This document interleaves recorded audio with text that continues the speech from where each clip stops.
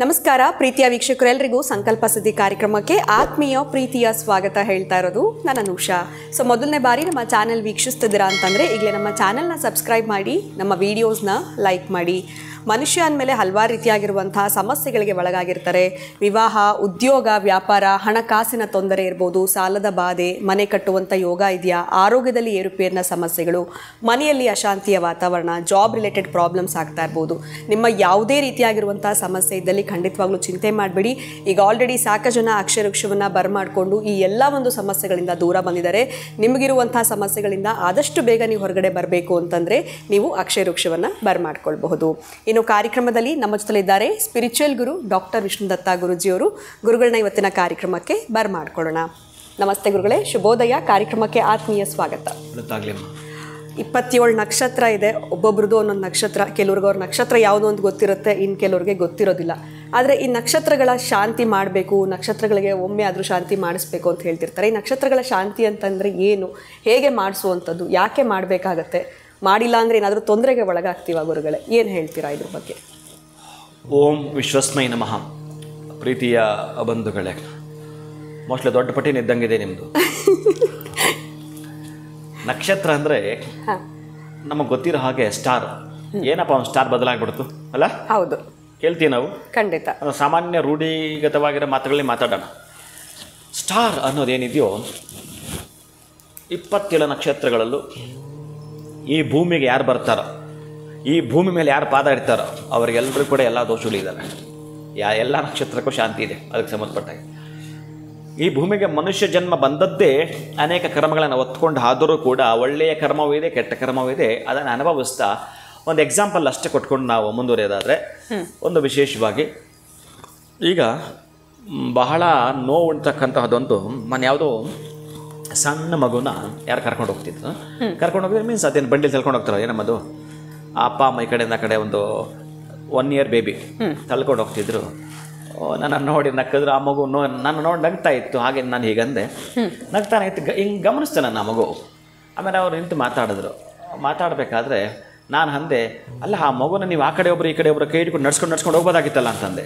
ಅವ್ರು 1 year baby ಎಲ್ಲ ನಕ್ಬಿಟ್ರು, ನಗ್ತಾ ಇದ್ರು. ಆಮೇಲೆ ಹಾಗೆ ಮಾತಾಡ್ತಾ ಆ ನಕ್ಷತ್ರ ಕೇಳಿದೆ, ಗುರುಗಳೇ ಮೂಲ ನಕ್ಷತ್ರ, ಆದರೆ ಮೊನ್ನೆ ಅಷ್ಟು ನಾವು ಶಾಂತಿ ಮಾಡಿಸಿದ್ವಿ, ಒಂದು ಬೆಳ್ಳಿ ಹಸು ಕೊಟ್ವಿ ನಾವು ಪೂಜೆ ಮಾಡಿ. ಓ ಹೌದಾ, ಸರಿ ಅದೇ ಅಯ್ಯಮ್ಮ ಸ್ವಲ್ಪ ತಲೆಯಲ್ಲಿದೆ. ಏನು ಮೂಲ ನಕ್ಷತ್ರದಲ್ಲಿ ಹೆಣ್ಣು ಮಗು ಹುಟ್ಟುಬಿಟ್ಟಿದೆ, ಯಾರವ ಏನೋ ಹೇಳಿದ್ದಾರೆ.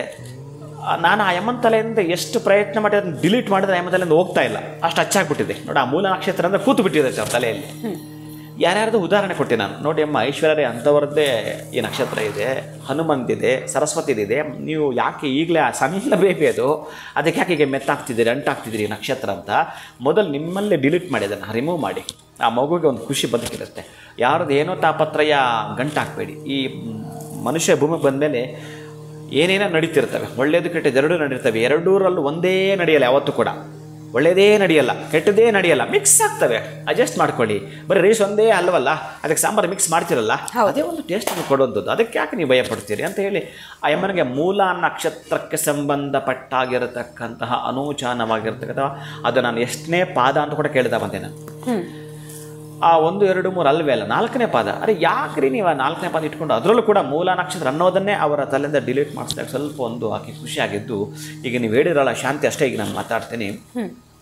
ಮೂಲ ನಕ್ಷತ್ರದ ಒಂದು ಶಾಂತಿ ಏನು ಹೇಳುತ್ತೆ ಅಂತಂದರೆ, ಗೋಮುಖ ಪ್ರಸವ ಶಾಂತಿ ಅಂತ ಹೇಳುತ್ತೆ. ಏನಿಲ್ಲಿ ಆ ಮೂಲ ನಕ್ಷತ್ರಕ್ಕೆ ಸಂಬಂಧಪಟ್ಟಾಗಿರತಕ್ಕಂತಹ ದೋಷ ಪರಿಹಾರವನ್ನು ಈಗ ಡಾಕ್ಟ್ರು ಏನೋ ಪ್ರಾಬ್ಲಮ್ ಇದೆ ಅಂದ ಕೂಡಲೇ ನಮಗೆಲ್ಲೋ ಹೋಲ್ ಬ್ಲ್ಯಾಕ್ ಆಗಿದೆ ಅಂತಂದಾಗ ಅದಕ್ಕೆ ಆಪರೇಷನ್ ಮಾಡ್ತಕ್ಕಂತಹದ್ದು ಏನೋ ಒಂದು ಇದೆಯಲ್ಲ ಅದಕ್ಕೆ. ಹೌದು, ಅವಾಗ ಆರಾಮಾಗಿ 100 ವರ್ಷ ಬದುಕ್ತಕ್ಕಂಥವ್ನು 70-80 ವರ್ಷ ಬದುಕ್ತಾನಲ್ಲ, ಅವ್ನು ಬಂದರೆ 30 ವರ್ಷದ 70-80 ತನಕ ಬದುಕಿದ್ದೇನಲ್ಲ. ಆ ರೆಮಿಡಿ ಇದ್ದೇ ಇದೆ ಅದಕ್ಕೆ. ನೀವು ಅದನ್ನು ಅಚ್ಚುಕಟ್ಟಾಗಿ ಕರೆಕ್ಟಾಗಿ ನೀವು ಮಾಡಿಸ್ಕೊಂಡ್ರೆ ಆ ನಕ್ಷತ್ರ ದೋಷ 100ಕ್ಕೆ 100 ಕ್ಲಿಯರ್ ಆಗುತ್ತೆ. ನೀವು ಭಯ ಪಡಬೇಡಿ. ಆದರೆ ಇನ್ಯಾರೋ ಮದುವೆ ಮಾಡ್ಕೊಳ್ಳೋ ಸಂದರ್ಭದಲ್ಲಿ ಆವಾಗ ಯೋಚನೆ ಮಾಡೋಣ. ನಾನೇ ಇದ್ದು ಖುದ್ದು ಮಾಡಿಸಿದ್ದೇನೆ, ಆ ರೀತಿ ಮದುವೆ ಮಾಡಿಸಿದ್ದೇನೆ, ಚೆನ್ನಾಗಿದ್ದಾರೆ. ತುಮಕೂರದ ಒಂದು ಹೆಣ್ಣು ಮಗು, ಕುಶಾಲನಗರದ ಹುಡುಗ, ಮೊನ್ನೆ ಅವ್ರ ಪಾಪ ಕುಂಭಮೇಳಕ್ಕೆ ಹೋಗಿ ನನಗೆ ಮೆಸೇಜ್ ಹಾಕಿದ್ದರು, ಗುರುಗಳೇ ಇದು ಕರೆಕ್ಟಾ ಅಂತ. ಪಾಪ ಅಷ್ಟು ಚೆನ್ನಾಗಿದ್ದಾರೆ. ಹಾಗೆಲ್ಲ ಇದೆ ಕೂಡ. ನೀವು ಭಯವೇ ಪಡಬೇಡಿ, ಆತಂಕವನ್ನು ಪಕ್ಕಕ್ಕಿಡಿ. ಮನುಷ್ಯ ಜನ್ಮಕ್ಕೆ ಇದ್ದದ್ದೇ ಇವೆಲ್ಲ ಕೂಡ. ಅದಕ್ಕೆ ಗೋಮುಖ ಪ್ರಸವ ಶಾಂತಿ ಅಂತ ಏನು ಹೇಳುತ್ತೆ ಅಂತಂದರೆ, ಒಂದು ಒರಿಜಿನಲ್ ಆಗಿ ಹೇಳೋದಾದರೆ ಒಂದು 6 ತಿಂಗಳ ಒಳಗಡೆ ಇರಬೇಕು ಆ ಕರು ಹಾಕಿರೋದು. ಆ ಕರು ಹಾಕಿರ್ತಕ್ಕಂಥ ಹಸು ಕರು 2 ಇದ್ದದ್ದಾದರೆ, ಜೊತೆಗೆ ಒಂದು ನೀವು ಅಕ್ಕಿ ಕೇರಳಕ್ಕೆ ಒಂದು ಮರ ಅಂತೀವಲ್ಲ, ಆ ಮರದ ತುಂಬ ಭತ್ತ ಹಾಕಿರಬೇಕು. ಆ ಭತ್ತದ ಮೇಲೆ ಒಂದು ಬಟ್ಟೆಯನ್ನು ಹಾಸಿ, ಅದು ಕೂಡ ಆ ಮಗುವಿನ ಲಗ್ನ ಯಾವುದು ಅಥವಾ ರಾಶಿ ನಕ್ಷತ್ರ ಯಾವುದು ಇದಕ್ಕೆ ಸಂಬಂಧಪಟ್ಟ ಕ್ಲಾತನ್ನು ಹಾಕ್ತಕ್ಕಂತಹದ್ದು. ಮೂಲ ನಕ್ಷತ್ರ ಅಂತಂದರೆ ಅದ್ಭುತವಾಗಿರತಕ್ಕಂಥ ಮೂಲ ನಕ್ಷತ್ರಕ್ಕೆ ಯಾರು ಅಧಿಪತಿ? ಕೇತು ಅಧಿಪತಿ. ಕೇತು ಚಿತ್ರಬಣ್ಣದ ವಸ್ತ್ರ ಅಥವಾ ಲಗ್ನ ಯಾವುದು? ಈ ಮಗುವಿಗೆ ಸಿಂಹ ಲಗ್ನ ಆಗಿದೆ. ಸಿಂಹ ಲಗ್ನ ಆಗಿದ್ದರೆ ಇಮಿಡಿಯೇಟ್ ಅದಕ್ಕೆ ಕೆಂಪು ವಸ್ತ್ರವನ್ನು ಹಾಸುವಂಥದ್ದು. ಲಗ್ನದ ವಸ್ತ್ರವನ್ನು ಹಾಕಿ ಆ ಮಗುವನ್ನು ಆ ಭತ್ತದ ಮೇಲೆ ಮಲಗಿಸಿಬಿಟ್ಟು ಅಲ್ಲಿ ಬರ್ತಕ್ಕಂಥ ಗೋಮುಖ ಪ್ರಸವ ಶಾಂತಿ ಗೋ ಸೂಕ್ತವನ್ನು ಹೇಳಿ ಅದಕ್ಕೆ ಸಂಬಂಧಪಟ್ಟ ಪೂಜೆಯನ್ನು ಮಾಡಿ, ಷೋಡಶೋಪಚಾರ ಪೂಜೆಯನ್ನು ಮಾಡಿಸಿ, ಅರ್ಚನೆ ಮಾಡಿಸಿ, ಆರಾಧನೆ ಮಾಡಿಸಿ, ಆ ಮಗುವಿನ ಹಿಂಬದಿ ಇದಕ್ಕೊಂದು ಲಗ್ನ ಇಟ್ಟಿರಬೇಕು. ಚೆನ್ನಾಗಿ ನೆನಪಿಟ್ಕೊಳ್ಳಿ, ಒಂದು ಟೈಮಿಂಗ್ಸ್ ಇಟ್ಟಿರ್ಬೇಕು. ಈಗ ನೀವು ಹೇಳಿದ್ರಲ್ಲ, ಈ ಸ್ಟಾರ್ ಅಲ್ಲ, ಈಗ ಆ ಮಗುವಿನ ಬೇರೆ ಸ್ಟಾರ್. ಯಾವ ದಿನ ನೀವು ಹೇಳ್ತಾ ಇದ್ದೀರಿ? ಆ ಮಗುವಿಗೆ 3 ತಿಂಗಳು, 4 ತಿಂಗಳು, 5 ತಿಂಗಳು, 9 ತಿಂಗಳು ಒಳಗಡೆ ನೀವೇನಾದರೂ ಮಾಡ್ತೀನಿ ಅಂತಂದರೆ, ಒಂದು ದಿನ ಶುದ್ಧಿ ಆ ಒಂದು ಮಹಾ ನಕ್ಷತ್ರ ಬರುವಂಥದ್ದನ್ನೇ ನೀವು ಇಟ್ಕೊಳ್ತೀವಿ ಅಂತಂದರೆ, ಅನುರಾಧ ನಕ್ಷತ್ರವೋ ಅಥವಾ ಮೃಗಶಿರ ನಕ್ಷತ್ರವೋ ಬರೋ ಹಾಗೆ ಮಾಡಿಕೊಂಡು ಕೂಡ ಆ ಮಗು ಅವತ್ತು ಹುಟ್ಟಿದೆ ಅಂತ ನೀವು ಡೇಟಾ ಬರ್ಕೋಬೇಕು. ನೀವು ಅಲ್ಲಿಂದ ಆಚೆಗೆ ಈ ಮಗು ಹುಟ್ಟಿದ್ದು ಮೃಗಶಿರ ನಕ್ಷತ್ರ ಅಂತ ನೀವು ಮೆನ್ಷನ್ ಮಾಡಬೇಕು. ಅಂದ್ರೆ ಆ ಡೇಟ್ ಆಫ್ ಬರ್ತ್ ಬದಲಾಗುತ್ತೆ. ಅದನ್ನೇ ಬದಲಾಯಿಸ್ಬಿಡಿ ನೀವು ಅವತ್ತು ತಲೆ ಕೆಡ್ಸ್ಕೊಳಂಗಿದ್ರೆ.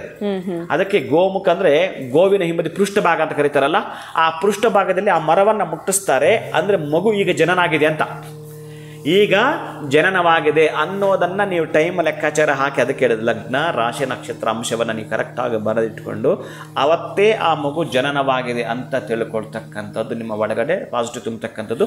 ಆಮೇಲೆ ನೀವು ಈ ಶಾಂತಿನ ಕರೆಕ್ಟಾಗಿ ಮಾಡಿಸಿದ್ರೆ ಆ ಮಗುವಿನ ಗುಣಗಳು ಕೂಡ ಹೀಗೆ ಹೋಲಿಕೆ ಆಗ್ತವೆ. ಈ ರಾಶಿ ನಕ್ಷತ್ರಕ್ಕೆ ಕೂಡ ಹೋಲಿಕೆ ಆಗ್ತಕ್ಕಂಥದ್ದು ಇರುತ್ತೆ, ಪರಿವರ್ತನೆ ಆಗ್ತಕ್ಕಂಥ ಜಾತಕದ ಕೂಡ ಪರಿವರ್ತನೆ ಯೋಗ ಏನಿದೆಯೋ ಈಗಲೂ ಕೂಡ ಈ ಶಾಂತಿ ಮಾಡಿದ್ರೆ ಪರಿವರ್ತನೆ ಆಗಬೇಕು.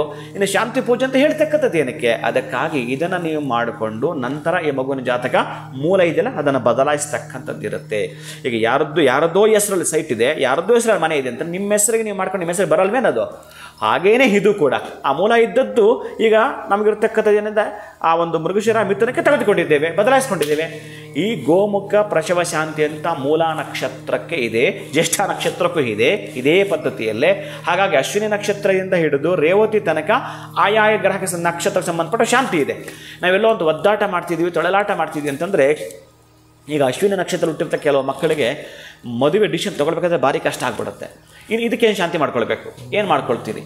ಹೇಗೆ ಮಾಡ್ಕೊಳ್ಳೋದು? ಇವಳಿಗೆ ಲವ್ ಮಾಡ್ತಾಳಾ ಅಥವಾ ಅರೇಂಜ್ ಮ್ಯಾರೇಜಾ? ಇಲ್ಲೇ ನೀವು ಒದ್ದಾಟ ಮಾಡ್ತಿರಿದ್ದೀರಿ. ಅದಕ್ಕಾಗಿ ಪ್ರತಿ ನಕ್ಷತ್ರಕ್ಕೆ ಅದಕ್ಕೆ ಸಂಬಂಧಪಟ್ಟ 100ಕ್ಕೆ 100 ಶಾಂತಿ ಇದೆ. ಅದನ್ನು ಕರೆಕ್ಟಾಗಿ ಮಾಡಿಸ್ಕೊಂಡ್ರೆ ವಿದ್ಯೆಯಲ್ಲೂ ಮುಂದುವರಿಯುತ್ತೆ ಆ ಮಗು.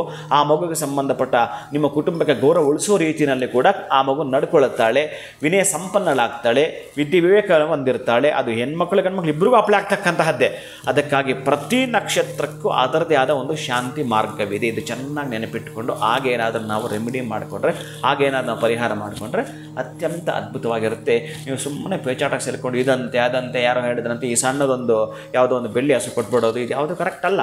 ಅಟ್ಲೀಸ್ಟ್ ಈ ಶಾಂತಿ ಮಾಡಿ ನೀವು ಗೋವೇ ದಾನ ಮಾಡಬೇಕು. ನಮ್ಮ ಕೈಲಿ ಆಗಲಿಲ್ಲ, ಅಟ್ಲೀಸ್ಟ್ ಯಾವುದೋ ಒಂದು ಪಕ್ಕದ ಮನೆಯವ್ರದ್ದು ಗೋವು ಇಟ್ಕೊಂಬರೋದು, ಅದಕ್ಕೆ ಸಂಬಂಧಪಟ್ಟ ಪೂಜೆ ಮಾಡೋದು. ಆ ಒಂದು ಹಸುವಿನ ಕೊಂಬಿರುತ್ತಲ್ಲ, ಆ ಕೊಂಬಿಗೆ ನಾನು ಸ್ವಲ್ಪ ಹಣವನ್ನು ಕಟ್ಟು ಅಂತ ಹೇಳ್ತಾನೆ. ಆ 100 ರೂಪಾಯಿ ನೋಟು ಅಥವಾ 500 ರೂಪಾಯಿ ನೋಟು ಕೊಡುವಂಥದ್ದು ಆ ಹೆಸರವ್ರಿಗೆ ದಾನ ಮಾಡ್ತಕ್ಕಂಥದ್ದು ಈಗ ಸ್ವಲ್ಪ ಮಾಡ್ಕೊಳ್ಬೇಕಾಗುತ್ತೆ ನಾವು. ಈ ತರಹದೊಂದು ಶಾಂತಿ ಇದೆ ಆಯಾಯ ನಕ್ಷತ್ರಕ್ಕೆ, ಪ್ರತಿ ನಕ್ಷತ್ರಕ್ಕೂ ಇದೆ. ಅದರದೇ ಆದ ಪದ್ಧತಿಯನ್ನು ಮಾಡಿಕೊಂಡ್ರೆ ಆ ದೋಷದಿಂದ ಹೊರಗೆ ಬರುತ್ತಾ ಅಭಿವೃದ್ಧಿಯನ್ನು ನಾವು ಕಾಣ್ತೀವಿ. ಖಂಡಿತ ಗುರುಗಳೆಲ್ಲ ಒಂದು ಕಡೆ ಅಶ್ವಿನಿಯಿಂದ ರೇವತಿ ನಕ್ಷತ್ರದವರೆಗೂ ಪ್ರತಿಯೊಂದು ನಕ್ಷತ್ರಕ್ಕೂ ಕೂಡ ಅದರದೇ ಆಗಿರುವಂಥ ಶಾಂತಿ ಕ್ರಮಗಳಿರುತ್ತೆ. ಅದನ್ನು ಸರಿಯಾದ ರೀತಿಯಲ್ಲಿ ನಾವು ಹೇಗೆ ಮಾಡ್ಕೊಳ್ಬೇಕು ಅಂತ ತಿಳಿಸ್ಕೊಟ್ಟಿದ್ದೀರಾ. ಧನ್ಯವಾದಗಳು ತಮಗೆ. ನಮಸ್ಕಾರ. ಹರೇ ಶ್ರೀನಿವಾಸ. ಇನ್ನು ವೀಕ್ಷಕರೇ, ವಿಡಿಯೋನ ಮುಗಿಸುವಂತಹ ಸಮಯ ಆಗಿದೆ. ನಮಸ್ಕಾರ.